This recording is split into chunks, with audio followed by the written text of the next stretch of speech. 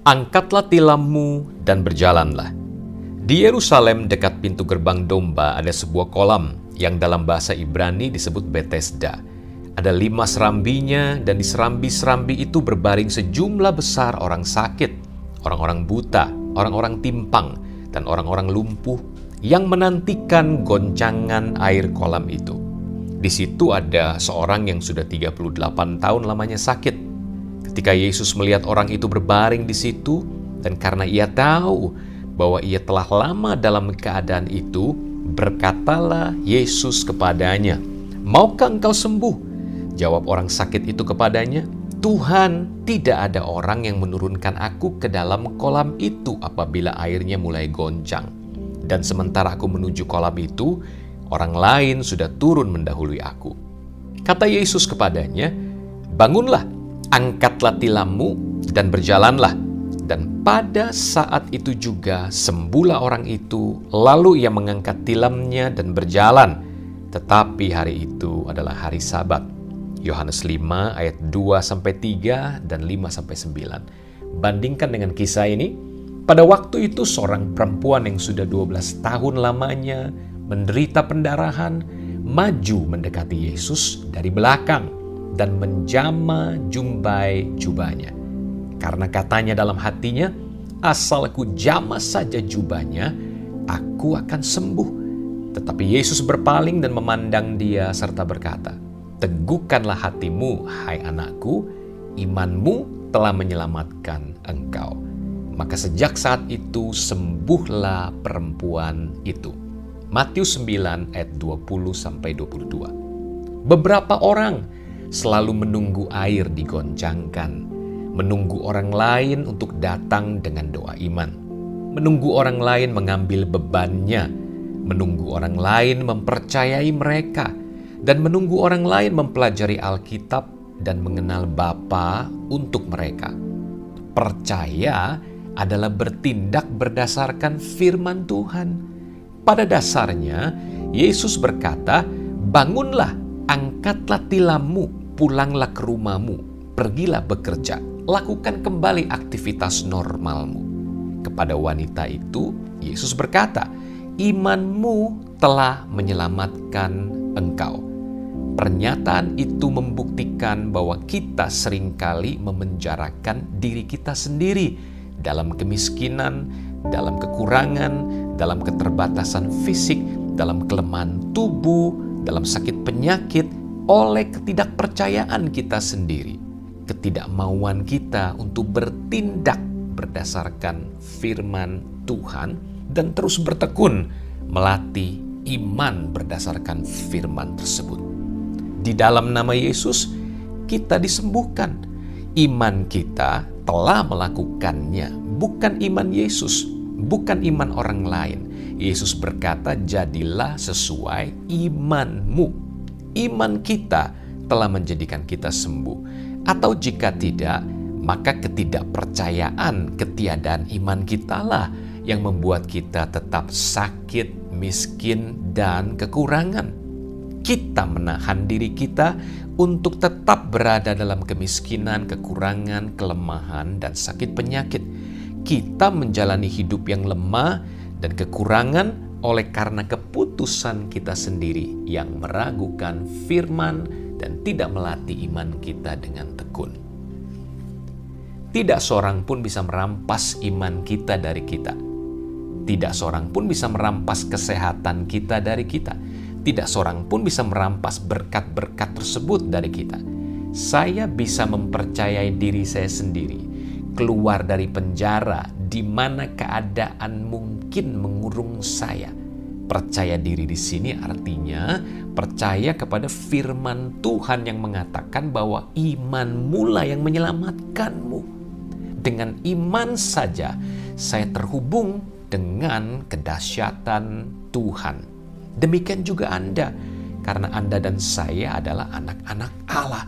Hidup Allah diimpartasikan kepada kita hanya melalui iman. Kita adalah anggota tubuh Kristus. Anda tidak memiliki hak sama sekali untuk sakit atau diperbudak. karena Yesus telah membeli Anda lewat penebusan yang sempurna dengan darahnya yang tidak ternilai. Anda telah menyerah kepada dosa, penyakit, dan keadaan ketika tidak menggunakan iman Anda dengan aktif dan tekun. Anda telah menjadi netral menghadapi musuh Anda, yaitu iblis, si pencuri, pembunuh, dan pembinasa itu. Anda telah menjadi atom yang mengambang di lautan penderitaan dan keraguan serta kesengsaraan. Anda harus memberontak dan melawan setiap tipu daya iblis. Anda harus menentukan sebuah keputusan yang tegas untuk tidak lagi di bawah penjajahan sakit penyakit serta kutuk dan kemiskinan. Angkatlah senjata untuk melawannya dengan iman yang teguh. Bergabunglah dengan barisan pasukan Kristus Yesus. Katakanlah, mulai sekarang setan, kekuasaanmu atasku sudah berakhir. Berontaklah terhadap kekuasaan iblis yang menjajah hidup Anda. Perbudakan Anda bukanlah kehendak Allah sama sekali. Perbudakan Anda bukanlah merupakan rencana dari kasih Tuhan yang ajaib bagi Anda. Penyakit Anda bukanlah hukuman Allah untuk mengoreksi perilaku Anda. Kecuali Anda tidak bertobat dalam kehidupan yang terus-menerus jatuh bangun dan terikat oleh kecintaan akan dosa. Penyakit itu pada dasarnya berasal dari iblis. Hati yang hancur itu, kehidupan yang hancur itu bukanlah dari Allah. Anda harus memberontak terhadapnya. Ambil dan rebut kemenangan, kesembuhan, kelepasan, dan kemerdekaan Anda yang sudah disediakan melalui darah salib Kristus. Sebab di dalam Dia dan oleh darahnya kita beroleh penebusan, yaitu pengampunan dosa menurut kekayaan kasih karunia-Nya. Efesus 1 ayat 7. Ini benar-benar menutup kasus Anda, menyelesaikan persoalan Anda. Angkatlah tilam Anda sekarang juga dan berjalanlah.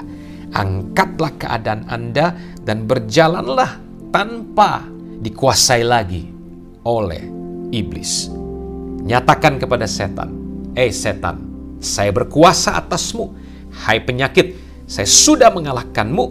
Saya adalah seorang pemenang, bahkan lebih daripada pemenang oleh karena Kristus yang mengasihi saya.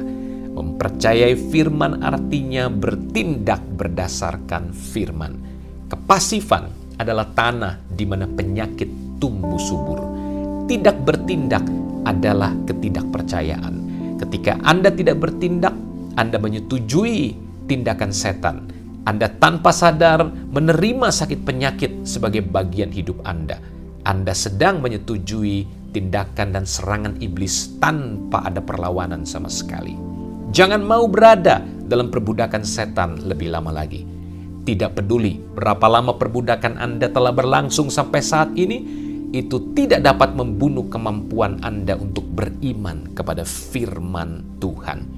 Yesus berkata kepada pria itu, bangunlah, angkatlah tilammu dan berjalanlah. Pria ini harus membentuk suatu jenis pemikiran yang baru. Seketika itu juga, dia harus memilih untuk tetap lumpuh atau bangkit. Ia harus mengembangkan kebiasaan berpikir yang baru. Buatlah diri Anda bertindak hanya berdasarkan firman, bukan fakta. Angkatlah rasa sakit Anda, tidak peduli berapa besarnya, dan mulai bergerak serta berjalanlah. Di dalam nama Yesus, ambillah tempat di antara para pemenang. Anda adalah bagian dari sifat dan watak hidup Allah. Anda anak-anak Allah. Roh Kudus yang tinggal di dalam Anda adalah Roh Kudus yang sama yang menciptakan alam semesta, terang di tengah kegelapan, dari tidak ada menjadi ada.